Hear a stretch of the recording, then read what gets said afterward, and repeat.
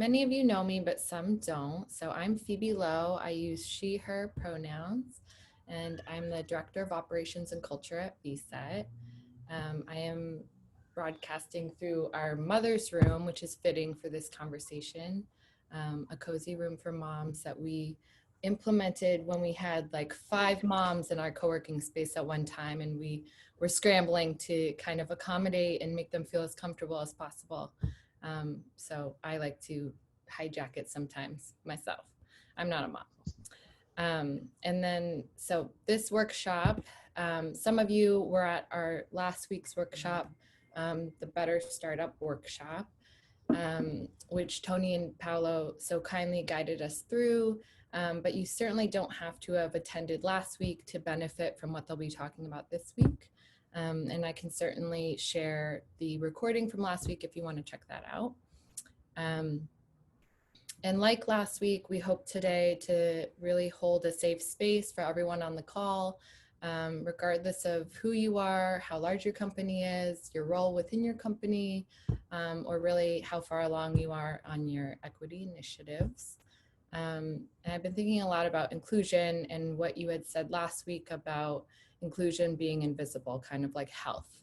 And since exclusion is the most difficult thing to see for those who are most included, it is especially important to really question how clearly we are seeing the behavior and patterns around us, within us, so that we can really be sure that our colleagues, our teammates, our employees are being treated with equity, respect, and recognition.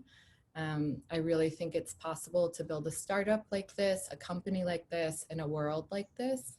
And that starts with the sentiment that we are sharing here today. So I'm super grateful to Tony and Paolo. Tony is the project and event coordinator at Aleria, and Paolo is Aleria's co-founder and chief scientist.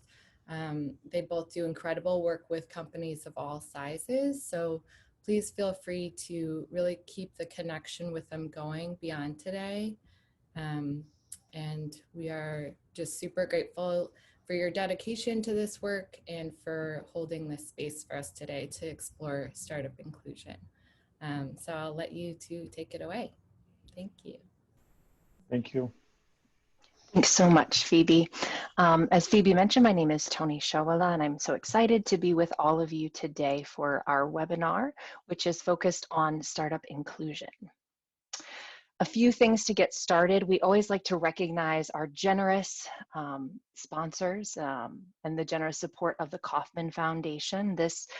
Today's webinar, as well as last week's workshop, are part of a larger initiative that we're engaging in thanks to the funding of the Kauffman Foundation. So one of the things we like to encourage anyone that we talk with about these things to do is to think of us kind of as your external D&I consultants, and that we are here to help you and support you in your journey in this space. And thanks to the Kauffman Foundation, can provide you with a lot of complimentary services such as webinars, office hours, and our fantastic D&I toolkit, which you will all have access to.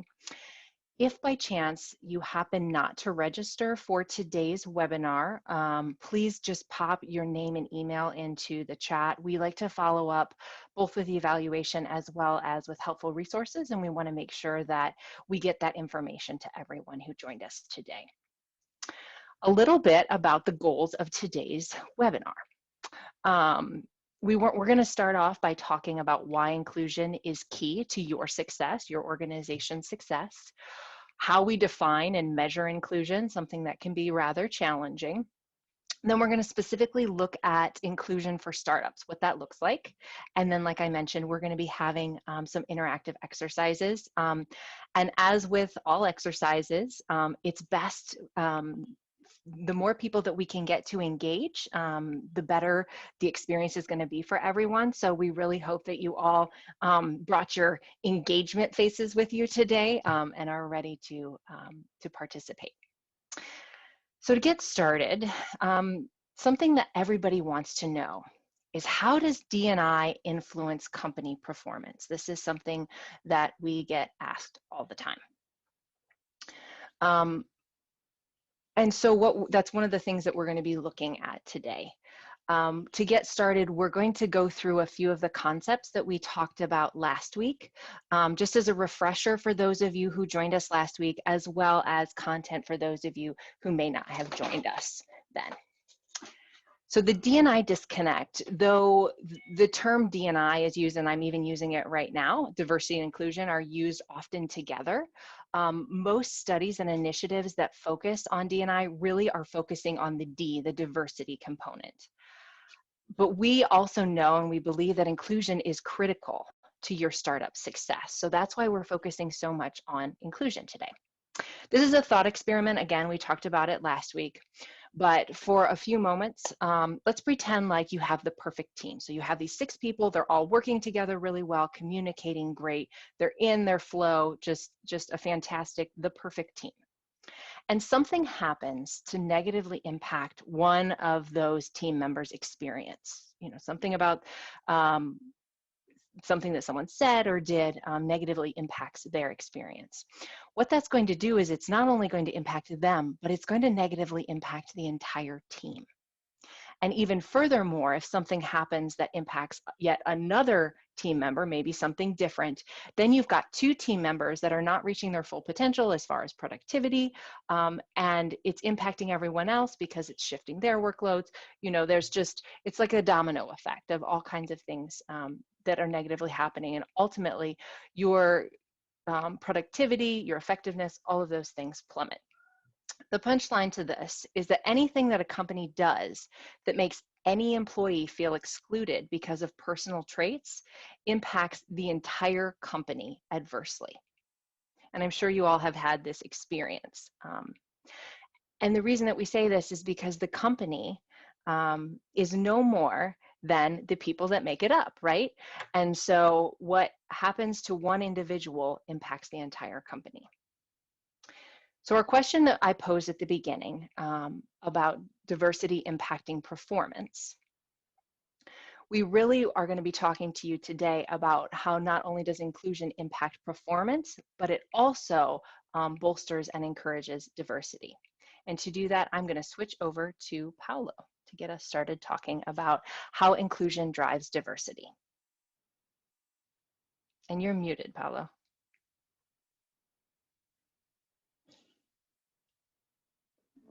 Sorry, I have multiple screens. I'm playing with a new format today, and hopefully right now everybody can see my screen, and hopefully everybody can hear me, which would be great. So to pick up where Tony left off, and again, I want to thank everybody, both those that came last week and those that may be here for the first. We can't actually see your screen. We're still seeing mine. Okay, that's interesting because it's telling me that I'm sharing my screen. Okay. Well, no, wait a second. It is my screen. Oh, now it is. Yep. Okay, you're good. Yeah, no, it was my screen. I just had the same slide that you did. Sorry, it's my screen, but I have the same slide that you did. So, okay, so I want to pause for a second on this thing, and what I'm going to do in the next few minutes is show you exactly what we mean when we say that inclusion drives both diversity and performance. Because ultimately, we've done a lot of research on this, but we want to make sure that you understand it, because what we're hoping you will get out of this webinar is to understand why inclusion is so important, how you can actually quantify inclusion within your own startup, and what are some of the tips that will be helpful to you as you're doing that. So what do I mean by, first of all, inclusion driving diversity? Again, we're not going to go through all the details of what we did the last time, but we showed you first through some thought experiments and then using a computer simulation, how if you have a company that starts out being perfectly balanced, in this case, we were looking at a company that started out with 50-50 men and women at multiple layers, all the way from entry level to executive level. What we showed is that if the company fails to be inclusive, specifically, if they introduce a disparity in the way that people are promoted based on gender, what's going to happen is that very quickly, in the course of a few years, you can come up with the kind of imbalances that you see in so many companies out there. So here was a simulation where in 5 years, we went from a company that was perfectly balanced to a company which 80% of the leadership was male, even though paradoxically, at the bottom of the company, you had as many women as you had men. So that was something that, again, we talked about the last time. You're more than welcome to look at the video if you were not there, or join another one of our future workshops. But what I want to focus on today more is how inclusion actually drives performance. And in order to clarify that, I need to explain what we mean by performance, and because it's a bit of a vague term. So I'm going to dive into a little bit of that by sharing what we think of as a framework to define performance of a company on the basis of 4 primary pillars. Specifically, what do you need to be successful as a startup or as any size company? You need to be able to attract people to come work for you, so recruitment. You need to be able to retain the people that you worked so hard to attract. You need to be able to increase or have very good productivity in your company. And you need to be able to attract a broad marketplace. And if you think about it, I will bet you that almost any of you, whether within a company or a startup, have at some point in time heard questions or heard discussions about, oh, diversity and inclusion is useful because we can attract a more diverse population, or because we can better retain our population once we've brought them on board, or because diversity and inclusion foster greater productivity by and greater innovation, or being able to attract broader markets. What a lot of times people don't understand is that these are very tightly intertwined. And what we would argue is that diversity and inclusion are at the core of the entire company, and they influence all of these pieces at the same time. I'm going to focus on 3 of these pillars. I'm going to focus on the recruitment, on the productivity, and on the retention, and show you how we see inclusion influencing each of those. And then that's going to bring us back to a specific exercise that has to do with inclusion. First, let me focus on recruitment. Incidentally, we have one of our topical webinars is specifically on recruitment. We have an entire 45-minute to an hour where we talk specifically about all the different ways that diversity and inclusion jointly impact recruitment. Here, I'm just going to give you a very high-level overview to give you a sense of why inclusion in particular is so important. If you think about a person that's looking at a company and is trying to decide, do I want to go work there or not? Everything else being equal. Let's say that you have 2 companies that are identical, but they differ in their diversity and inclusion. What will be the impact on how a candidate perceives your company, which will in turn influence whether they want to work for you or not? And what we have suggested before, and we've done some research on this, is that when you look at a company, its leadership, its staff, and everybody else, there are 2 things that people tend to know about you that relate to diversity and inclusion. The first thing is what we would call the visible diversity and inclusion. You go to somebody's website and you see that it's a bunch of white men. Well, if you are a woman or if you're a Black woman, you may feel like, this does not look like the kind of place where I would really belong. It does not look like there's anybody that looks like me. But what is probably more important, and I would assume that all of you have done this, is to try to understand how the people that currently work in the company feel. And this is where inclusion is absolutely critical. Because whether or not these people feel included will become very clear when you start to do some digging.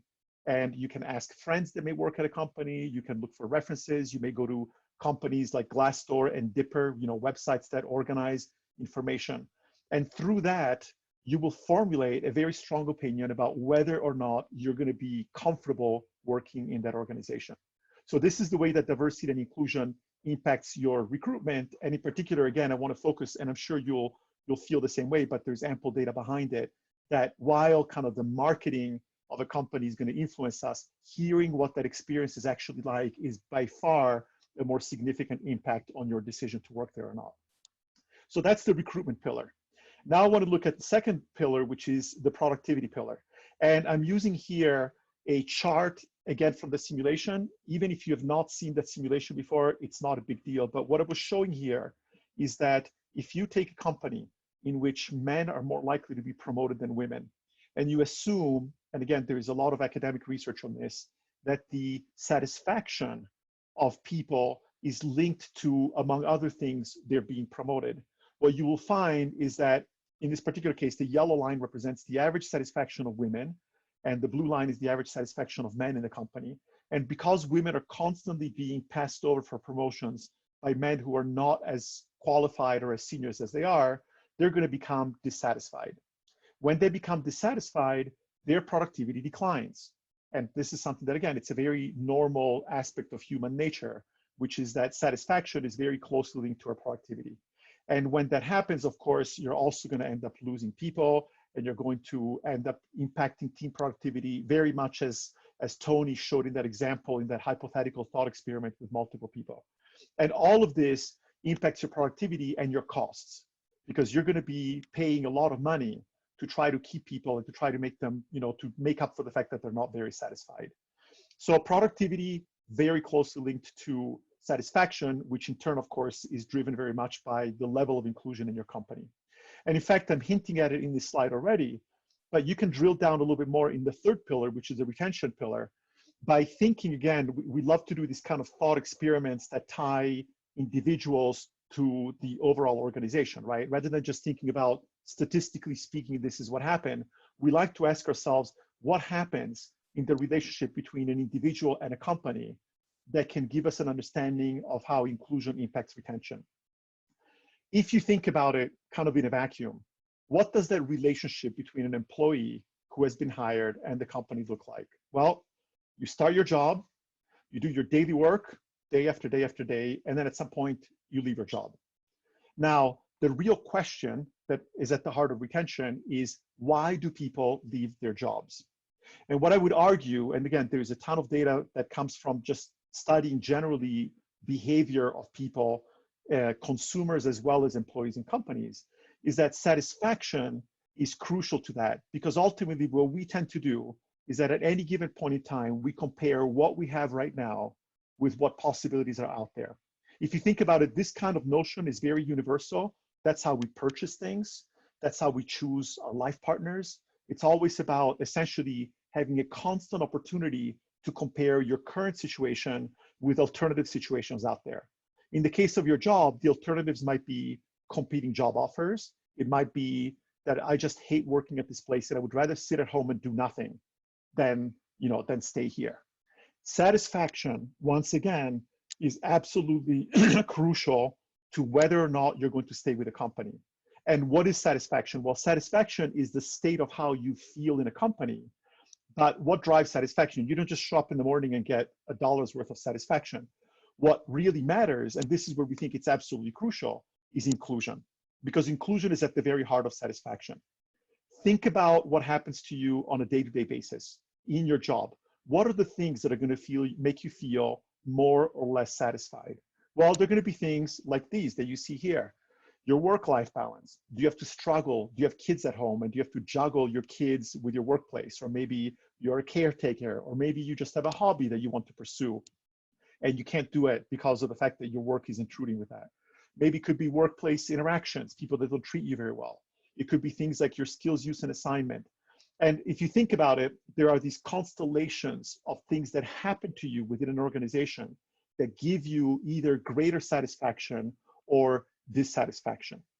And our goal as a company, when we set out to do some of this work, was to understand how do we actually measure inclusion, specifically in the way that it impacts your satisfaction. Because as you've seen from the previous slides, inclusion is something, or satisfaction is really at the heart of a lot of your decisions about whether you're going to work for a company, whether you're going to stay with a company, and how productive you're going to be.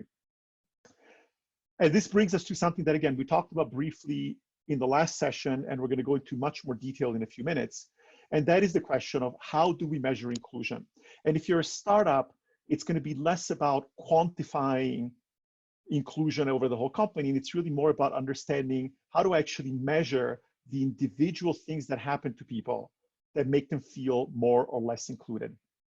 This is where, and Phoebe, thank you for, you referred to that, the concept, which is something that we think is very important, which is that inclusion is invisible. And we believe that this is one of the core reasons why companies have tended to measure diversity, but not inclusion. Diversity, you check boxes. We happen to think, by the way, that that is not a very good way to do it for many reasons. It's really just about representation. But really what we think matters is inclusion, but inclusion is not something that you see. And the analogy that we like to use is the idea that, that inclusion is like health. Health, if you think about it, is something that we don't see, right? We don't notice when we're healthy. When I introduced myself today, I didn't say, hi, I'm Paul and I'm very healthy today. If you'd seen me last week, I was actually wearing a sling because I recently separated my shoulder. And if I wasn't wearing my shirt, you'd see the black and blue under here. It's not very pretty, right? But if you'd seen that, you would say, oh my God, what happened to you? So I was keenly aware of my health 2 weeks ago because I had an accident that separated my shoulder. But otherwise, when I'm healthy, I don't notice that. So one of the key aspects in which health and inclusion are very similar is that we only tend to notice inclusion only when we don't have it. In other words, we do not notice, oh, I felt so included at work today, but we may notice that, oh, damn, I was going to go check out my son's soccer game, or I was hoping to, take my elderly father to the doctors, and I couldn't do it because I had a big meeting at work. Or maybe I was victim of microaggression. Somebody said something offensive to me, or maybe, whatever other case may be. So we only notice inclusion when we get excluded. A second analogy that's very important that Phoebe also hinted at the beginning is that because inclusion is invisible unless you're missing it, what ends up happening is that the people that enjoy inclusion the most are also the ones that see it the least. And this is of profound importance because every one of you that has a leadership role in a company, especially if you're a white, cisgender, straight man like me, there's probably a lot that is going on in your company of which you're absolutely unaware that has to do with inclusion. So it's critical that you try to become more aware of that, but it would be ideal if you could find some way of measuring inclusion. And this is where we were able to extend the health analogy in a very useful way, which is that when you go to the doctors and in fact, I just had to do this, right? It doesn't matter what happened to you. They give you one of those annoying questionnaires where you have to say, have you had this symptom, that symptom? Has this ever happened to you? Has that ever happened to you? Why do they do that? Well, they do that because through decades, centuries of studying medicine, doctors have identified clusters of symptoms that are indicative of particular kinds of diseases. And once you understand those diseases, it's much easier to manage them. We took that inspiration and used it to recognize that inclusion can be measured by looking for specific symptoms. And again, this slide is something that we shared with you last week, but we're just going to go through this very, very quickly, which is that if you think about the diagram I had earlier of satisfaction being impacted by these various things, we have done a series of client projects in which we narrowed down and refined those categories of inclusion. And these are clustered in terms of the fact that they're similar experiences that have a similar impact on how you feel, on your satisfaction, and therefore on your productivity, on your desire to stay with the company, and how you're gonna, the reputation of the company that other people will hear, and so on and so forth. We're gonna go through an exercise in a minute, but before going through that exercise, I'm gonna tell you about one more thing that we didn't talk about last time, which is that while these categories of inclusion are very helpful to understand specific areas in which there may be an opportunity for improvement, or in which you may want to be careful that there are situations in your startup that you need to be aware of, it's not that these things happen in a vacuum. And this is something that we didn't talk about last time, but when you think about inclusion, you really want to think about what are the sources that make people feel excluded. So here's you're in a company, right? And the company is right at the top. But again, the company is not just a building. The company is the gathering of all of the people that work there, the policies, the procedures, et cetera. So when we try to quantify inclusion, we don't want to ask only how do you feel within each of these categories, but we want to ask people, what are some of the specific sources? What made you feel upset that you were passed over for a promotion? Was it a company policy? Was it maybe your leadership that is the one that decides whether or not you're going to get promoted? Was it your direct managers, or maybe there was an HR policy or some HR personnel in place that were not nice to you, that made you feel excluded? And then, of course, a very significant factor of your day-to-day satisfaction is going to be your peers, as well as your reports. And yes, in many cases, especially for people of color, especially for women of color, you can actually be very significantly disrespected by your peers, and your interaction with your peers can have a profound impact on your satisfaction in the workplace.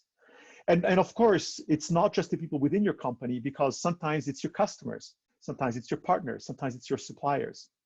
So if you think about the complexity, right? Before I showed you that bubble with all of the different things that can impact your inclusion, or sorry, your level of satisfaction, you can realize that these things come from different sources. So clearly, promotions and the ability to get better assignments are not going to be influenced by your reports or by your customers, right? They're going to be influenced by HR and leadership. And conversely, your feeling maybe being disrespected, that's something that may happen a lot more frequently with your peers because you interact with them on a much more frequent basis than, let's say, your leadership. And the punchline before I hand it back over to Tony is to recognize that diversity and inclusion really jointly impact the experiences of exclusion. Why? Well, because if you came to the talk last week or any one of the other presentations that we got, we showed pictures of different companies and asked the question, which of these companies performs better? So can I look at a company and just by looking at their degree of diversity, understand which one performs better? And the answer is that no, we cannot. Because what we need to understand is not just what does this company look like, but how often will this person in this particular context be excluded?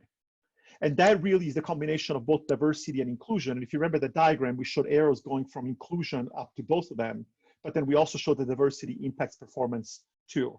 And if you think about it, that makes sense because chances are that the red person on the left here, who is the only person of color, let's say, or the only different person in this particular context, is much more likely to experience exclusion than they are within a company that is more diverse. But those two things are really inseparable. You really need to look at both of them. We have an exercise, not an exercise, but we have an offering on our for-profit side that we do for large corporations. But what we wanted to do is to try to give you a sense of how you as a startup can actually use some of these principles to help you dig into the degree of inclusion of your organization with an understanding that that's what's going to be absolutely critical to your success as a company. And so I'm going to hand it back over to Tony, who's going to tell you about how all of this can apply to your startup. Great, thanks so much, Paulo. So yes, looking at how this applies to your startup, what we're going to do is we're going to use those 9 categories of inclusion, that concept, to make sure that you're aware of potential issues that may be happening in your startup. And as Paulo mentioned, you may be thinking, okay, we just have a few people in our startup, how are we going to do this? And so really having those intentional conversations and making sure that you are aware of these different potential pain points for your organization, and really keeping those in mind as you're developing your policies, your processes, just the culture of your organization is critical to creating an inclusive space. So as a reminder, again, we're going to do this hands-on activity. As a reminder, these are the 9 categories of inclusion. And what we're going to do is we're going to go through each of them. A few of them we've specifically pulled out that we feel are the most appropriate and applicable to startups. And we're going to have you all think of times when you've had experiences of exclusion, or you maybe if you're not comfortable sharing your own experiences, an experience maybe that a colleague shared with you, or things that definitely have happened in the workplace. And you can do this in a variety of different ways. So you can either unmute yourself and share them, or you can send them privately in the chat to either Paulo or myself. We'll be happy to speak them if you're more comfortable with that. So these 9 categories of inclusion. The first one that we're going to look at is work-life balance.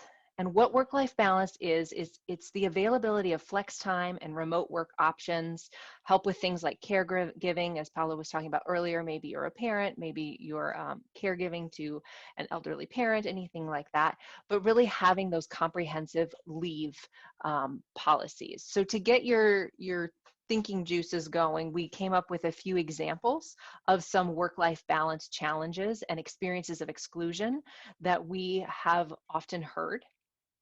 And so some of those are, I had to take my child to the doctor and my manager criticized me for being late to a meeting. My boss sends me Slack messages, or it could be text messages, emails, etc., on weekends and expects me to reply immediately. So what we would like to do now is just kind of open this up for conversation to hear about some of the experiences that you have had around work-life balance and any experiences of exclusion that you have had in those spaces. Again, feel free to either unmute yourself and just share them, or you can share them in the chat. And by the way, while we're thinking about it, I know that this may feel a little bit awkward, but I just want to emphasize one of the things that we've seen over and over again is people sometimes feel uncomfortable because of something that happened to them. And they don't know, is it because, I'm a woman? Is it because, is it just me? Is this something that I'm just imagining? One of the things that's really powerful about doing these kinds of exercises is that a lot of times what you find is that experiences that you've had are actually shared by a lot of other people. And then conversely, for those of us who tend to be enjoying inclusion most of the time, it's very, very beneficial to hear about specific examples of what happens. And so right now we're doing it informally, but again, we would invite Anybody? And by the way, I'm more than happy to, here, we have, One in great, the we have chat. an example. I'm going to take a second to riff on this, just to give you, to tie it back very, very explicitly to startups and performance and diversity. One of the things that's been always unknown about startups is that most startups have the attitude that you work like a dog all the time. And there are startup founders that make you feel like if you're not working 100 hours a week, then you're really not worth it and you shouldn't be doing this. As a 58-year-old married person with children, I tend to disagree with that. Now, I still work a lot, but I think that expecting that of people is a very dangerous thing to do. Setting that expectation is going to have a profound impact both on the productivity of your company and on the diversity of your company. Because guess what? Anyone who's over the age of 30 who has any kind of life commitments is not going to want to work with your company. And if they are going to be working with your company, they're going to be miserable. So this particular example that Marina so kindly shared goes to the heart of why inclusion, one of the categories of inclusion, the work-life balance, is absolutely crucial. So the next category we're going to look at is respect. So this is about having your opinion count, not being interrupted in meetings, making sure that administrative tasks are assigned equally. So sometimes administrative tasks, because they are administrative in nature, and sometimes it's hard to see how those are tied to the mission sometimes of organizations, and they can feel more menial. So making sure that those are spread out equally, and then being taken seriously. So some experiences that we've heard in these spaces are that every time we have a team meeting, I'm asked to schedule it and to take the notes. When we speak with investors or clients, they always talk to my male co-founder, even though I am the CEO. So that's a challenge. Right now, I have a little one on my shoulder that wants to be respected and have their voice count. My apologies. She was napping until this started, of course. But we'd love to hear experiences that you have had in this arena of respect, of feeling like you weren't being taken seriously, feeling like experiences of being interrupted in meetings, or maybe people were speaking so much in meetings you didn't even feel like there was space or time to get your voice in there. So we'd love to hear about some experiences that you've had in the respect area. And I should mention also, I like to put a little bit of a color commenting here. Respect, as it turns out, across many companies that we have analyzed, that we've done this research for, respect tends to be the number one category. It's the one that people most frequently cite, and especially women and people of color. And intersectionality is really quite profound, because that's where you notice that women of color in particular. So even things like microaggressions is another example. Whether it's asking questions about your hair or making comments about your looks. There is, unfortunately, but this is actually a very, I think that all of you, or most of you, will agree, there are very, very sharp gender lines where it seems that in many cases respect is, or lack of respect is perpetrated by men at the expense of women. And this is something that for a lot of men, I think it's extremely important that you pay attention to that and you hear out examples, because sometimes, and I say we because clearly as being at fault there as well, we are all guilty sometimes of saying things or doing things that we think we're paying somebody a compliment, or we think that we're being friendly or whatever the case might be, and it can be actually quite devastating. So I would love to hear if anybody has any questions, men or women, about situations in which they felt disrespected. There is an entire webinar that we really should do on performance reviews. That's one of the areas in which so many companies really fall flat. With startups, it's a particularly not dangerous, but it's a particularly thorny problem, because when you have a small company and you're growing, it's incredibly difficult to have the discipline both to do the performance reviews on a regular basis and to be structured about them. But the lack of structure in performance reviews is something that reflects very, very poorly on how people feel disrespected. So thank you for that example, Katie, because that's actually incredibly apropos. And as a startup company, one of the things we would advise people is make absolutely sure that you're giving very, very frequent feedback. And that also, if you're the leader of the company, you need to be open to getting feedback. You need to create an environment, a culture in which people can feel comfortable sharing with you situations in which they've not felt included, and ensure that you have an ongoing dialogue rather than waiting until that 12 months or 6 months or whenever. So we're going on to the next one, recognition. And this will be your last opportunity for this section to share experiences of exclusion that you may have had. So if you haven't shared one yet, now is your time. So recognition is about acknowledgement of your contributions in meetings and during performance reviews, appreciation for tasks indirectly related to your role. So that could be the way that you contribute to a team that's not necessarily maybe in your job performance or in your job duties, your job description. So some experiences that we've heard around this, I suggested an idea but was ignored. Then a male colleague suggested the same thing and everyone loved it. So someone else basically taking credit for your work. I mentor younger employees, but during my review, I was criticized for not spending more time on routine tasks. And that's an example of that. Those indirect roles or informal roles, as sometimes they're called, and the ways that you contribute to your workplace culture, your company, all of that kind of thing that aren't necessarily explicitly laid out in your job description. So are there any examples that you all have, any times that, oops, sorry, stop sharing, any experiences that you have had with regards to recognition? So I'll relay one from my close friend who works on a really large team.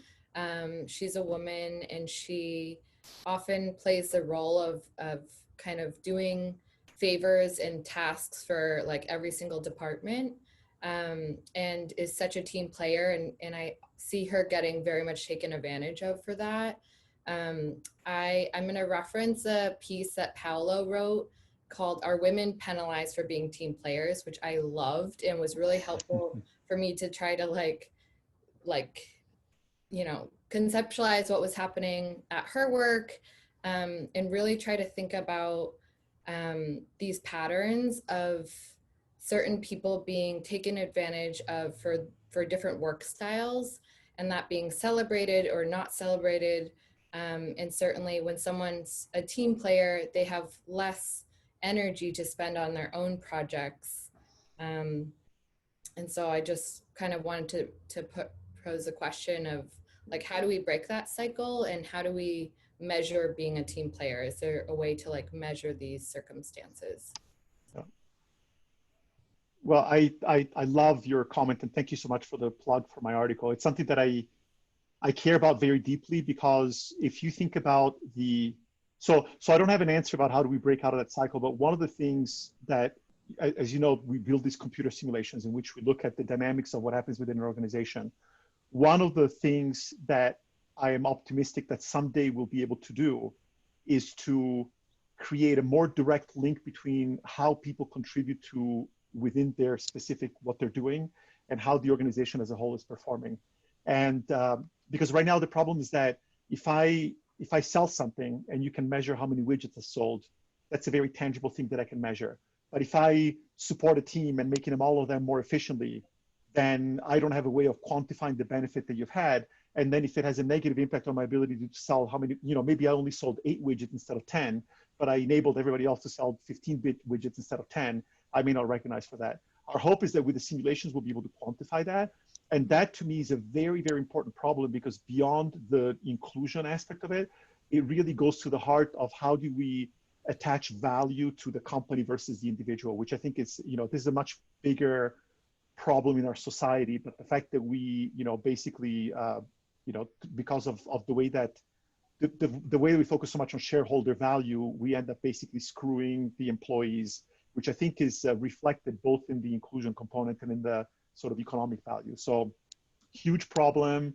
I would say the only thing that we can do is that as a manager, you need to be more proactive about if whoever comes up with a list of performance review metrics, you want to make sure absolutely that you're recognizing things like team efforts, contributing to meetings, potentially even more general things like, are you the one that's taking notes all the time? Are you the one that's bringing everybody and making them cheerful? Are you the one that helps to organize diversity and inclusion groups like ERGs? So any of that should become part of how people do performance reviews. And I would encourage people to get away from the fallacy of only thinking about the very measurable metrics, because those tend to be favoring certain groups of people. Mhm. We're going to now shift and just briefly go over the additional categories of inclusion. I see one more in the chat. I want to. No, sorry, that was me. Oh, gotcha. I just want to make sure everybody gets recognized. So I'm just going to skim over these briefly so that we can keep going. We do have an ebook on this topic that goes through all of the categories, so feel free to reference that. It's available in the toolkit. So the additional categories we have are skills, use, and assignments. This has to do with ensuring that your team's skills are actually being used to the best of their ability, participation in strategic initiatives that people are actually able to and have the opportunity to engage. An example of this is when male colleagues are always given more challenging assignments than female. Next was workplace interaction. This has to do with engagement with your peers and with others, so appreciation of diverse perspectives, being comfortable sharing unique personal traits. This is where microaggressions, sexual advances, those types of things come into play. Let's say an example of this is my boss keeps asking me to have drinks with him, maybe making him uncomfortable and not appropriate.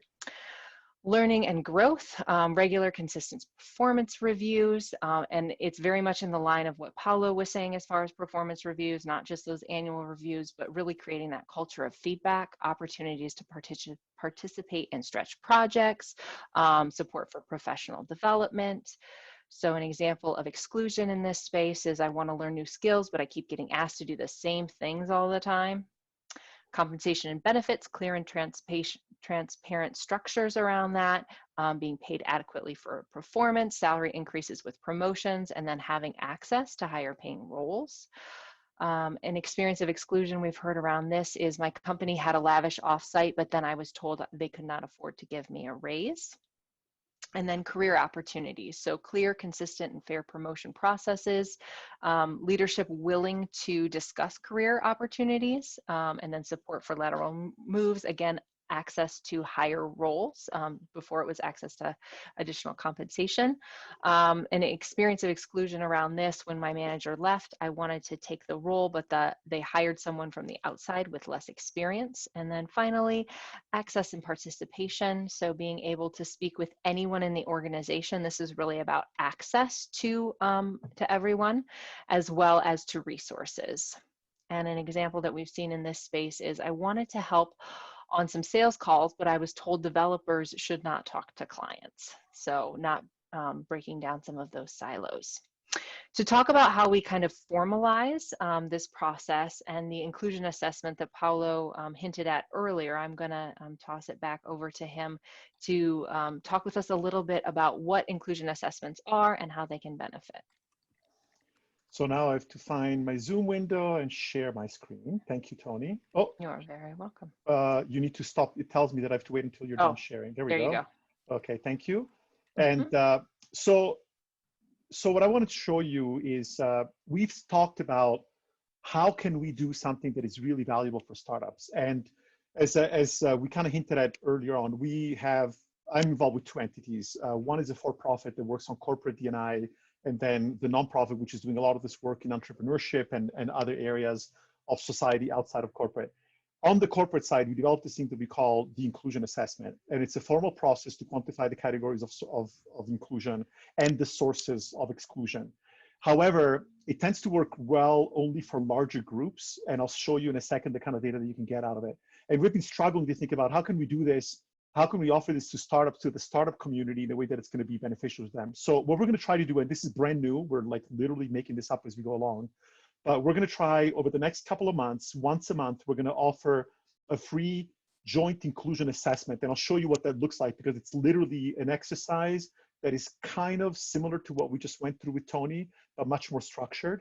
I'm going to show you what that looks like. And then what we're going to try to do is to bring together multiple companies so that we have an opportunity to see across a broader group of startups the kind of experiences that people have, which we hope will be extremely beneficial. Imagine being in a room with 100 other people where we're all sharing ideas in a more structured way. So I'm going to offer that. So we're basically offering to do this for free for startups. And we're going to try to get a critical mass of people about once a month so that we have at least, let's say, 30 or 40 people. And I want to show you what that would look like. So the way that this works is that we've developed a web-based tool where people can go and sign up, and you have to have a code to get into a particular workshop. And then we start out by asking you some basic questions about yourself. And the questions vary depending on what kind of companies we're working with. We ask you about things like, identifying about your race, your ethnicity, your sexual orientation, your gender, your gender identity, and other things that may be relevant. And then once you have that, we have that basic data. And by the way, it's all confidential. We don't ask about names. We don't ask about email addresses. But once you get in, we have developed this tool where you can share experiences of exclusion very much as we did, but instead of doing it interactively, you can do it completely anonymously by filling out these cards.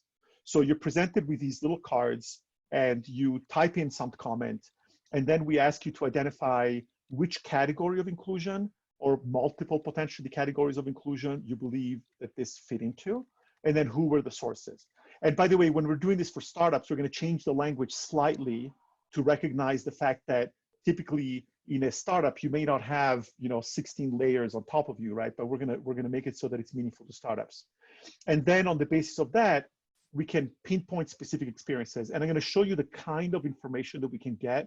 And by the way, any of you that works for a startup that is more than, let's say, 100 people, we would love to go through this in a more formal way, but let me show you the kinds of insights that you get. On the qualitative side, we can do things like word clouds to identify what are some of the main areas where people are having problems. And the data that I'm showing you is actually collected from a variety of different companies. And you can see immediately things like management excluded meetings, male, right? So we see this very, very frequently, that there is a feeling of people feeling like they're excluded either from participating in meetings or during the meetings. They have different experiences. The next thing that we can do is we can take those categories and actually rank them. So we can say here for this particular company or this particular community, here is one example where we actually saw that respect was by far the most significant category that people cited as being problematic. And by the way, I hinted at earlier about the fact that this was something that we see over and over again. There's another comment that I want to make about this slide very quickly. This particular company, work-life balance, they really had it figured out, completely figured out, right? And this is a company that had worked very hard on specifically on increasing work-life balance. But one of the things that we found that was very interesting is that you always hear people talk about how diversity and inclusion manifests itself in terms of compensation and benefits and promotions. And what we found that was very interesting is that while it's true that being passed over for a promotion or not getting the raise that you wanted has a very negative impact on people that's memorable, it turns out that what really grinds people is the daily happenings.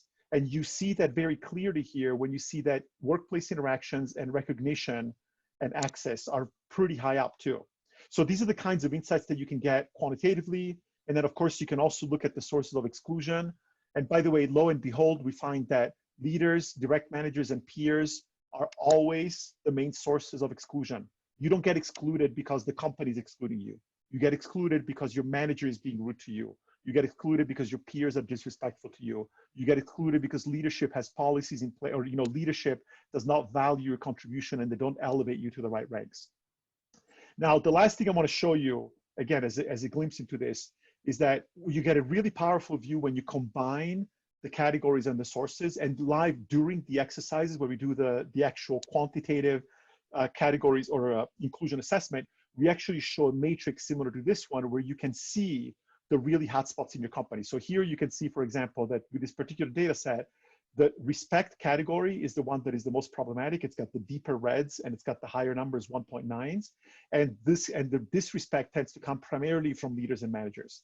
And when you combine that with the actual comments that people share, and by the way, people can choose whether they're willing to share their comments. They're anonymous, they're not actually attached to names, but they can choose whether those comments will be included in the word clouds that are shown to the leadership.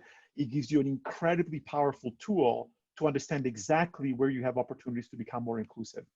And then lastly, and actually, Tony, you didn't see these slides yet because I just threw them in there, but remember we talked about inclusion being invisible and how it's particularly difficult for, let's say, white male leaders in this country to see it. I just want to show you the data that you're looking at. This particular grid right now is aggregated across the whole company. This company was large enough that we could drill down by race and gender. And I want to show you what that grid looks like for Black women. So here's the proof that inclusion is invisible to those that enjoy it the most. This is what the data looks like for Black women. Look at all the deep reds, right? And the numbers are 2.3, whereas like the really high numbers compared to what they were for the overall company. And here's what it looks like for white men, right? I think this is such a stunning visual, right? Because here's what it feels, again, I want to show you Black women, white men. So for white men, see how they're all 1.0, that's the lowest number. White men literally never see exclusion. And this is something that all of us, especially given that so many startups are founded by white men, it's absolutely imperative that we think about this. So to kind of wrap things up, even without the formal workshop, and we're going to offer to all of the startups that are participating in this, we're going to offer these opportunities to do these more quantitative workshops. But what we really strongly encourage you to do is to gather data on the categories of inclusion. As Tony pointed out, we have an inclusion, where we have what we call our measuring inclusion booklet that's part of our D&I toolkit. And we encourage you to read that, familiarize yourself with the examples of the different categories of inclusion, and make sure that as you're going about your day-to-day experience, as a leader in a startup, you encourage people to provide feedback. Come up, whether it's an anonymous box where people put in a piece of paper, whether you have people to send email. If you're a larger company, if you actually want to go through a formal inclusion assessment, but we strongly encourage you to take those inclusion categories to heart and use them as your North Star to guide how you're doing as a company. And we hope that the content that you saw really explained why inclusion is such a critical ingredient of your startup. So embrace inclusion, make sure that you use the resources from our D&I toolkit, take advantage of, we have office hours, we have other webinars, and then we're gonna announce, we don't have dates yet, but we're gonna announce in September and October, we're gonna start to do these inclusion assessments for startups, and we're hoping to get a critical mass of people. If you want to invite your colleagues from your startups that do not participate, we will make it possible for you to do that, again, entirely for free. And in fact, we would encourage you to bring some of your colleagues and ask them to participate in some of the future webinars and workshops. So it's almost 1 p.m. Eastern time. We went a little bit longer than we thought, but as you can see, we're very excited about the content. We really appreciated your comments. If we want to have any last minute questions, we'll be happy to stay on and keep chatting, but we understand that some of you may want to drop off. So thank you very much. Yes, and also we do surveys for all of our webinars and workshops. I just popped the link into the chat. Please feel free. It will take you 2, maybe 3 minutes tops to complete that webinar survey. We'd love to hear your feedback. But as Paulo said, if there are any questions, feel free to unmute yourself or just pop them in the chat. Thank you, Kyle and Brett. No, glad that everybody was able to join. And as I said, we're more than happy to hang out for a few more minutes, but and we'll make a lot of this material available to everybody. So, and make sure you share your email if you didn't send it to, if you didn't register officially, so we can send you information. Yep, and also we have office hours. So if there are questions that come up after this, or there's something that maybe you want to ask, but don't necessarily want to ask it now, we completely understand that. Feel free to reach out to us and schedule time to do complimentary office hours. We're happy to talk with you. Thank you, everybody. Thank you, David. Right. Marina, yeah, thank you for all the thanks. Phoebe, That's wonderful. Katie. Yeah. Yeah. Well, I'm going to turn it over to Phoebe then, just to close us out real quick. Oh, Yeah. right. So thank you so much. That's really awesome and generous to do these ongoing workshops. The last few slides were certainly a sobering, like very visual representation of the differences in a really like well thought out way to conceptualize these concepts that especially when inclusion can seem invisible. You're proving that we can measure it and make it visible to people. So that's super important. And from behalf of the VCET team, our whole community, we're really grateful for this partnership with Aleria. Tony and Paulo, you've been amazing. So I'm excited to have some ongoing material to work with. And thank you for your time today. Thank you. Thank you, Phoebe. You've been wonderful. Really appreciate your support. Of course. All right. All right. Have a wonderful day, everyone. Bye-bye. Bye, everyone. Thank you.